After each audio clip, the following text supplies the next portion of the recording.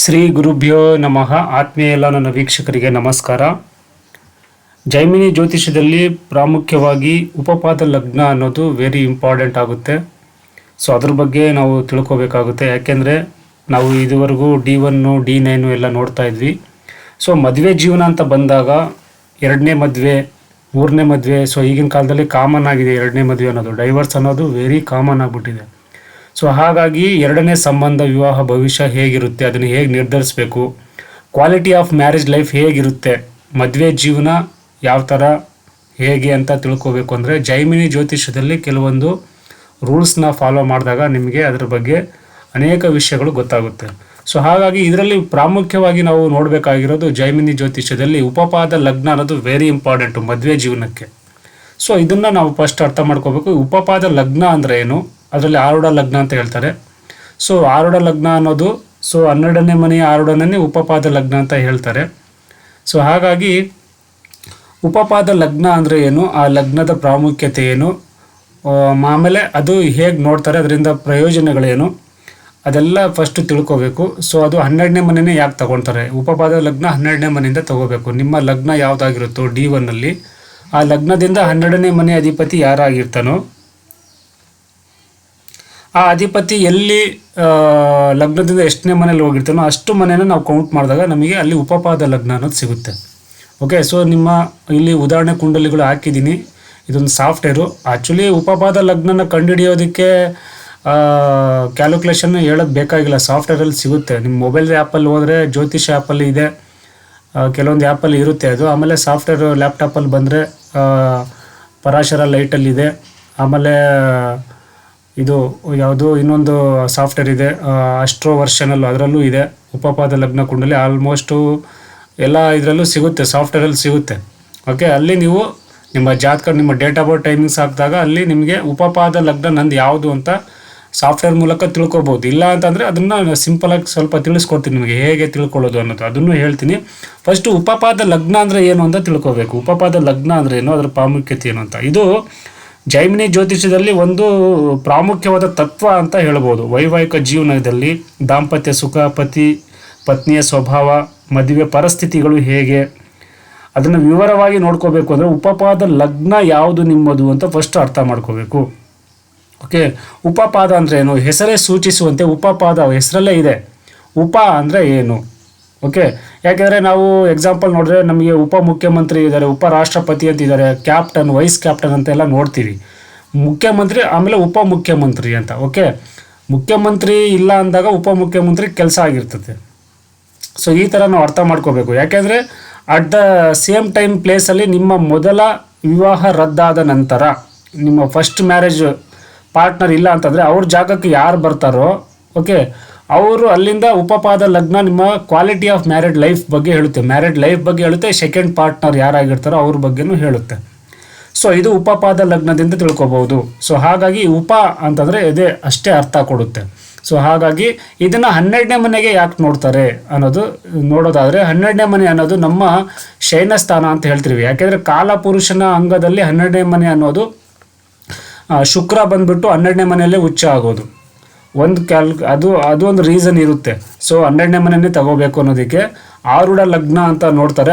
ಆರೂಢ ಲಗ್ನ ಎಲ್ಲ ಲಗ್ನದಲ್ಲೂ ತಗೊಂಡು ಹೋಗ್ತಾರೆ, ಆದರೆ 12ನೇ ಮನೆಯೇ ಉಪಪಾದ ಲಗ್ನ ಅಂತ ಹೇಳ್ತಾರೆ. ಸೊ ಹಾಗಾಗಿ 12ನೇ ಮನೆ ತಗೊಂಡಿರೋದಕ್ಕೆ ಕಾರಣನೂ ಒಂದಿದೆ. 6ನೇ ಮನೆಯಿಂದ ನಮ್ಮ ಏನು ಹೇಳ್ತೀವಿ ಕರ್ಮಸ್ಥಾನ, 6ನೇ ಮನೆ ಬಂದುಬಿಟ್ಟು ಯಾಕೆಂದರೆ ನಮಗೆ ಫಾಸ್ಟ್ ಲೈಫು ಅಂತ ಹೇಳ್ತೀವಿ. ಅಲ್ಲಿಂದ 7ನೇ ಮನೆ 12ನೇ ಮನೆ ಆಗುತ್ತೆ. ಸೊ ಹಾಗಾಗಿ 12ನೇ ಮನೆ ತಗೊಂಡಿದ್ದಾರೆ. ಸೊ 12ನೇ ಮನೆ ಅಲ್ಲಿ ಒಂದು ಕಾರಣ. ಆಮೇಲೆ 12ನೇ ಮನೆ ಶುಕ್ರನ ಉಚ್ಚ ಸ್ಥಾನದ ಒಂದು ರಾಶಿಯಾಗಿದೆ. ಸೊ 12ನೇ ಮನೆ ನಮ್ಮ ಹಿಂದಿನ ಮನೆ, ಅಂದರೆ ನಮಗೆ ಪಾರ್ಟ್ನರ್ ಆಗಿ ಬರೋರು ನಮ್ಮ ಒಂದು ಇದರಿಂದನೇ. ಯಾಕೆಂದರೆ ಒಂದು ಗಾದೆ ಹೇಳ್ತಾರೆ ಏನಂದರೆ, ಋಣಾಣು ಬಂಧನ ರೂಪೇಣ ಪಶು ಪತ್ನಿ ಸುತಾಲಯ ಅಂತ ಹೇಳ್ತಾರೆ. ಹಂಗೆ ನಮ್ಮ ಋಣ ತಕ್ಕಂತೆ ನಮಗೆ ಪತಿ ಪಶು ಎಲ್ಲ ಸಿಗ್ತಾರೆ ಅಂತ. ಹಂಗಾಗಿ ಅದು ಹಿಂದ್ಗಡೆಯಿಂದ ನಮಗೆ ಪಡ್ಕೊಂಬಂದಿರೋದು, ನಮ್ಮ ಕರ್ಮಾನುಸಾರವಾಗಿಯೇ ಎಲ್ಲ ಸಿಗೋದು.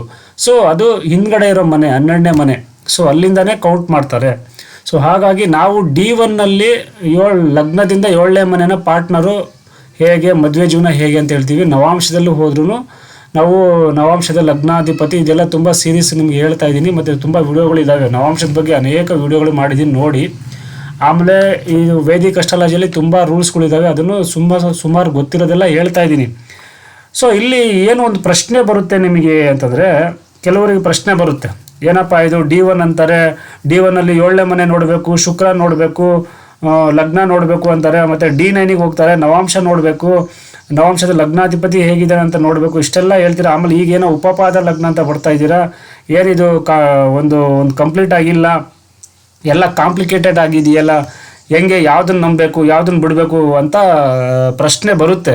ತುಂಬ ಜನ ಇದು ಏನೇನೋ ಹೇಳ್ತಾರೆ ಅಂತ. ಆದರೆ ನೋಡಿ, ಇದಕ್ಕೆ ಉತ್ತರ ಏನಪ್ಪ ಅಂದರೆ, ಓವರ್ ಲೈಫ್ ಬಗ್ಗೆ ನಮಗೆ ಒಂದು ಆವ್ರೇಜ್ ಆಗಿ ಜನರಲ್ ಆಗಿ ನೋಡಬೇಕಂದ್ರೆ D1 ನಾವು D9 ನೋಡ್ತೀವಿ, ಮದುವೆ ಜೀವನ ಹೇಗೆ ಅಂತ. ಆದರೆ ನಾವು ತುಂಬ ಗಂಭೀರ ಪರಿಸ್ಥಿತಿ ಒದಗಿದಾಗ, ತುಂಬ ಒಂದು ಪ್ರಾಬ್ಲಮ್ ಅಂತ ಬಂದಾಗ, ರೀಮ್ಯಾರೇಜ್ ಅಂತ ಬಂದಾಗ, ತುಂಬ ಕಾಂಪ್ಲಿಕೇಟೆಡ್ ಹಾರೋಸ್ಕೋಪ್ಗಳು ಬಂದಾಗ ನಾವು ಉಪಪಾದ ಲಗ್ನವನ್ನು ಒಂದು ಸಲ ನೋಡಬೇಕಾಗುತ್ತೆ. ಮಾಡ್ದಂಗೆ ಅಂದರೆ ಈ ಪೇಪರ್ ವ್ಯಾಲ್ಯೂಯೇಷನ್ ಮಾಡ್ತೀವಲ್ಲ, ರಿವ್ಯಾಲ್ಯೂಯೇಷನ್ ಇದ್ದಂಗೆ ಇದು.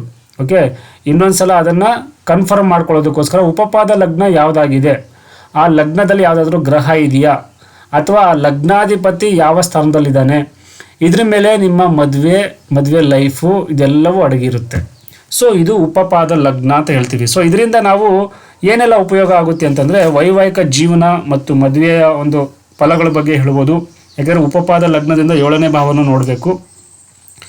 ಪತಿಯ ಸ್ವಭಾವ, ದಾಂಪತ್ಯ ಸೌಖ್ಯವನ್ನು ತಿಳಿಸುವಂಥದ್ದು. ಆಮೇಲೆ ಮದುವೆ ವಿಳಂಬ ವಿಚ್ಛೇದನೆಗೆ ಸೂಚನೆ ಕೊಡುವಂಥದ್ದು. ಯಾಕಂದರೆ ಲಗ್ನಾಧಿಪತಿ ಮತ್ತು 2ನೇ ಮನೆ, ಲಗ್ನದಿಂದ 2ನೇ ಮನೆ ವೆರಿ ಇಂಪಾರ್ಟೆಂಟ್ ಆಗುತ್ತೆ ಉಪಲಗ್ನದಲ್ಲಿ, ಉಪಪಾದ ಲಗ್ನ ಕುಂಡಲಿಯಲ್ಲಿ. ಓಕೆ, ಫಸ್ಟು ನಿಮ್ಮ ಉಪಪಾದ ಲಗ್ನ ಯಾವುದು, ಯಾವ ರಾಶಿಯಲ್ಲಿ ಬಿದ್ದಿದೆ ಅಂತ ನೋಡ್ಕೊಳ್ಳಿ. ಆ ರಾಶಿಯ ಅಧಿಪತಿ ಯಾರು, ಅವನು ಎಲ್ಲಿ ಹೋಗಿದ್ದಾನೆ ಅಂತ ನೋಡ್ಕೊಳ್ಳಿ. ಯಾವುದಾದ್ರು ಗ್ರಹ ಇದೆಯಾ, ಉಪಪಾದ ಲಗ್ನದಲ್ಲಿ ಗ್ರಹ ಇದೆಯಾ. ಸೊ ಇದನ್ನು ಫಸ್ಟ್ ಅರ್ಥ ಮಾಡ್ಕೋಬೇಕು. ಹಂಗೆ ಇದು ಸತಿ ಸ್ವಭಾವ, ಆಮೇಲೆ ಉಪಪಾದ ಲಗ್ನದಲ್ಲಿರುವ ಅದರ ಅಧಿಪತಿ ಸ್ವಭಾವದಿಂದ ಪತಿ ಮತ್ತು ಪತ್ನಿಯ ಸಂಸ್ಕಾರಗಳು, ಅವರ ಚರಿತ್ರೆ, ಅವರ ಎಲ್ಲ ಒಂದು ಅಂದಾಜು ಮಾಡಬಹುದು. ಓಕೆ, ಸ್ನೇಹ ಸಂಬಂಧ ಹೇಗಿದೆ, ಯಾವ ಥರ, ಅವೆಲ್ಲ ನಾವು ನೋಡ್ಬೋದು. ಸೊ ಇದು 2ನೇ ಮದುವೆಯಲ್ಲಿ ಬರುವಂತಹ ತೊಂದರೆಗಳು, ಫಸ್ಟ್ ಮ್ಯಾರೇಜಲ್ಲಿ ಆಗಿರುವಂತಹ ಪ್ರಾಬ್ಲಮ್ಸ್ಗಳು, ಸೆಕೆಂಡ್ ಮ್ಯಾರೇಜಲ್ಲಿ ಬರುವಂತಹ ಮುನ್ಸೂಚನೆಗಳನ್ನೆಲ್ಲ ಉಪಪಾದ ಲಗ್ನದಲ್ಲಿ ನಾವು ಈಸಿಯಾಗಿ ತಿಳ್ಕೋಬಹುದು. ಇದಕ್ಕೋಸ್ಕರ ಉಪಪಾದ ಲಗ್ನ ಕುಂಡಲಿಯನ್ನು ನೋಡಲೇಬೇಕಾಗುತ್ತದೆ. ಓಕೆ, ತುಂಬ ಗಂಭೀರ ಪರಿಸ್ಥಿತಿ, ತುಂಬ ಕಠಿಣವಾದ ಪರಿಸ್ಥಿತಿ. ಯಾಕೆಂದರೆ ಕೆಲವರಿಗೆ ಡಿಸಿಷನ್ ತಗೊಳಕ್ಕಾಗಲ್ಲ, ಫಸ್ಟ್ ಮ್ಯಾರೇಜ್ ಹಂಗೆ, ಇನ್ನು ನನ್ನ ಸೆಕೆಂಡ್ ಮ್ಯಾರೇಜ್ ಇನ್ನು ಹೆಂಗಿರುತ್ತೋ ಏನೋ, ಯಾಕಾದರೂ ಮದುವೆ ಆಗಬೇಕು, ಹಿಂಗೆ ಇದ್ಬಿಡೋಣ ಅಂತ ಕೆಲವರು ಇರ್ತಾರೆ, ನನ್ನ ಜಾತಕ ಹೆಂಗೋ ಏನೋ.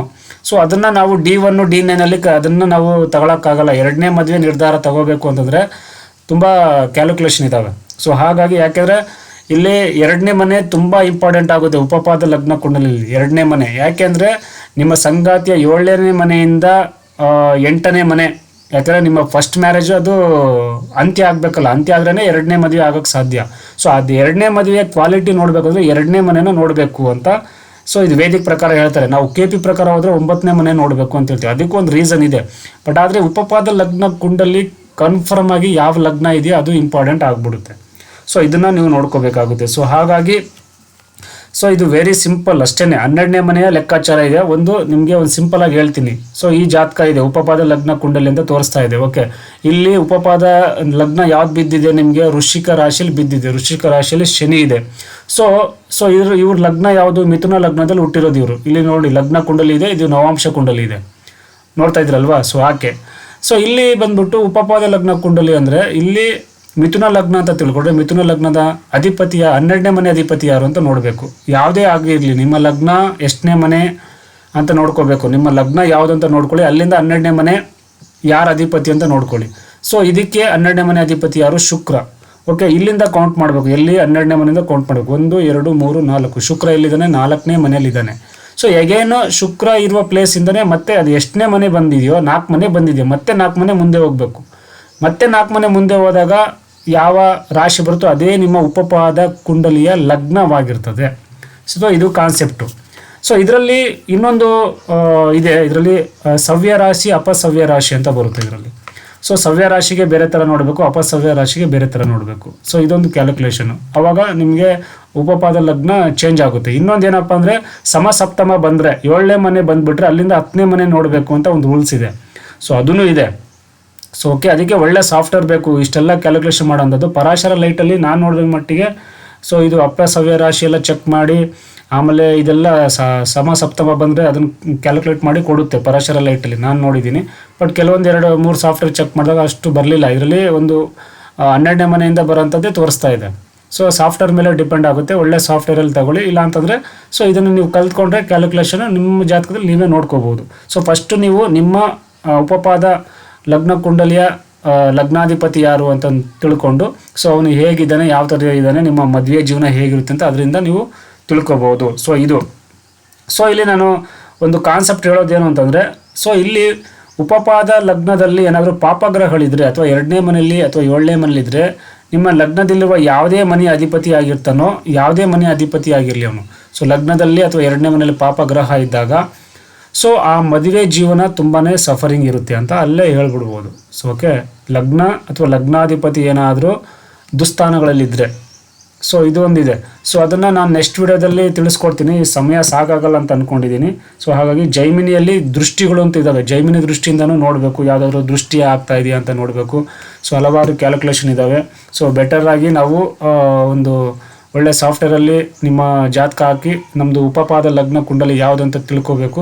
ಸೊ ಆ ಲಗ್ನನ ನೀವು ತಿಳ್ಕೊಂಡ್ರೆ ನಾನು ಮುಂದಿನ ವಿಡಿಯೋದಲ್ಲಿ ನಿಮಗೆ ಉಪಪಾದ ಲಗ್ನದಿಂದ ಎಷ್ಟನೇ ಮನೇಲಿ ಏನಿದ್ರೆ, ಯಾವ್ಯಾವ ಗ್ರಹ ಇದ್ದರೆ ಏನೇನು, ಮದುವೆ ಜೀವನದಲ್ಲಿ ಯಾವ ಪರಿಣಾಮ ಬೀರುತ್ತೆ, ಸಂಗಾತಿಯ ಕ್ವಾಲಿಟಿ ಏನು, ಕ್ವಾಲಿಫಿಕೇಷನ್ ಏನು, ಅವರ ಮನಸ್ಸಿನ ಒಂದು ಏನಿದೆ, ಯಾವ ಥರ ಇದೆ ಅಂತ ಎಲ್ಲ ತಿಳ್ಕೊಬೋದು, ಎಲ್ಲ ಪ್ರತಿಯೊಂದು ವಿಷಯನೂ ತಿಳ್ಕೊಬೋದು. ಸೊ ಹಾಗಾಗಿ ಸೊ ನಾನು ಒಂದು ಪಾಯಿಂಟ್ ಏನು ಹೇಳೋಕ್ಕೆ ಇಷ್ಟಪಡ್ತೀನಿ ಅಂದರೆ, ಇಲ್ಲಿ ನಿಮ್ಮ ಉಪಪಾದ ಲಗ್ನ ಏನಾದರೂ 2ನೇ ಮದುವೆ, ನಿಮಗೆ 2ನೇ ಮದುವೆಗೆ ಪ್ರಚೋದನೆ ಕೊಡೋಂತಹ ಒಂದು ಲಗ್ನಗಳಿವು.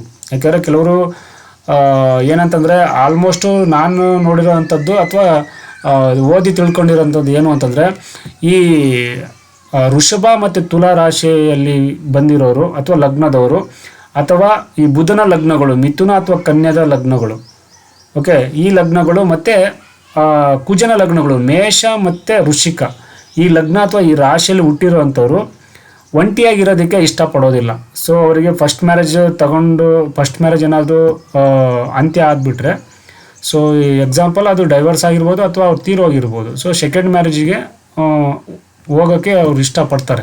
ಯಾಕೆಂದರೆ ಒಂಟಿ ಜೀವನ ಅವರಿಗೆ ಆಗಲ್ಲ. ಸೊ ಅವರಿಗೆ ಸಪೋರ್ಟಾಗಿ ಯಾರಾದರೂ ಇರಲೇಬೇಕು ಅಂತ ಅವರು ಮನಸ್ಸಲ್ಲಿ ಅಂದ್ಕೊಂಡಿರ್ತಾರೆ. ಸೊ ಹಾಗಾಗಿ ಈ ಲಗ್ನದವರಿಗೆ ಬೇಕಾಗುತ್ತೆ. ಇನ್ನು ಶನಿ ಲಗ್ನಗಳು, ಗುರು ಲಗ್ನಗಳು ಹೆಂಗೋ ಕಾಲ ಕಳ್ಕೊಂಡು ಹೋಗ್ಬಿಡ್ತಾರೆ. ಇಲ್ಲ ನಾನು ಒಬ್ಬನೇ ಹಂಗೆ ಇದ್ದರೆ ಚೆನ್ನಾಗಿದ್ದೀನಿ, ಹಂಗೆ ಈಗಲೇ ಚೆನ್ನಾಗಿದ್ದೀನಿ, ಈಗಲೇ ನನ್ನ ಲೈಫ್ ಹಾಳಾಗೋಗಿದೆ, ಮತ್ತು ಇನ್ನೊಬ್ಬನ ಕಟ್ಕೊಂಡು ಏನು ಈ ಥರ ಹಂಗೆ ಅಂತ ಯೋಚನೆ ಮಾಡೋದು ಜಾಸ್ತಿ ಇರುತ್ತೆ. ಸೊ ಅದು ಲಗ್ನ ವೀಕ್ ಆಗಿರೋರು ಆ ಥರ ಯೋಚನೆ ಮಾಡ್ತಾರೆ. ಸೊ ಹಾಗಾಗಿ ಇದು ಒಂದು ಪಾಯಿಂಟ್ ಆಗುತ್ತೆ. ಸೊ ಮದುವೆ ಆಗಬೇಕಾ ಬೇಡವಾ ಸೆಕೆಂಡ್ ಮ್ಯಾರೇಜಿಗೆ ಹೋಗೋರಿಗೆ, ಸೊ ಅದ್ರ ಮೇಲೆ ಅವರ ಮಾನಸಿಕ ಸ್ಥಿತಿ ಮೇಲೆ ಅದು ಡಿಪೆಂಡ್ ಆಗಿರುತ್ತೆ. ಸೊ ಅದಕ್ಕೋಸ್ಕರ ಉಪಪಾದ ಲಗ್ನದಲ್ಲಿ ನಿಮ್ಮ ಗ್ರಹ ಸ್ಥಿತಿಗಳು ನೋಡಿಕೊಂಡ್ರೆ ನಿಮ್ಮ ಸೆಕೆಂಡ್ ಮ್ಯಾರೇಜ್ ಹೇಗಿರುತ್ತೆ, ಪಾರ್ಟ್ನರ್ ಹೇಗೆ ಎಂಥದ್ದು ಅಂತ ಗೊತ್ತಾಗೋಗುತ್ತೆ. ಸೊ ಇದು ಮ್ಯಾಟ್ರು.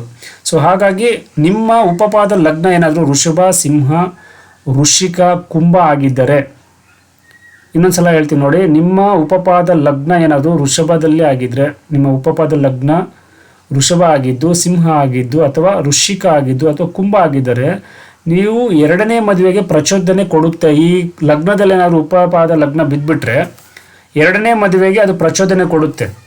ಏನಾದರೂ ಒಂದು ಅಕ್ಕಪಕ್ಕದವರು ಫ್ರೆಂಡ್ಸು ಏನಾದರೂ ಒಂದು, ಇಲ್ಲ ಹಂಗೆ ಇದ್ದರೆ ಆಗಲ್ಲ, ನಿಮ್ಮ ಮದುವೆ ಆಗಲೇಬೇಕು, ಮದುವೆ ಆಗಬೇಕು, ಮದುವೆ ಆಗಲಿಲ್ಲ ಅಂದರೆ ಲೈಫ್ ಹಂಗೆ ಹಿಂಗೆ ಅದು ಇದು ಅಂತ ಏನಾದರೂ ಒಂದು ಹೇಳ್ತಾರೆ. ಸೊ ನಿಮ್ಮ ಮದುವೆಗೆ ಪ್ರಚೋದನೆ ಕೊಡುವಂತಹ ಈ ಸ್ಥಾನಗಳಲ್ಲಿದ್ದರೆ ಮದುವೆ ಆಗುತ್ತೋ ಬಿಡುತ್ತೋ, ಆದರೆ ಪ್ರಚೋದನೆ ಕೊಡುತ್ತೆ. ನೀವು ನೋಡ್ತೀರಾ, ತುಂಬ ಮ್ಯಾಟ್ರಿಮೋನಿ ಸೈಟ್ ಆಗಿರ್ಬೋದು, ಬ್ರೋಕರ್ ಕಡೆಯಿಂದ, ಎಲ್ಲೋ ಯಾವ ಕಡೆಯಿಂದನೋ ನೀವು ಮದುವೆಗೆ ಟ್ರೈ ಮಾಡೋಂತಹ ಒಂದು ಸಾಧ್ಯತೆಗಳು ಒದಗಿ ಬರುತ್ತೆ.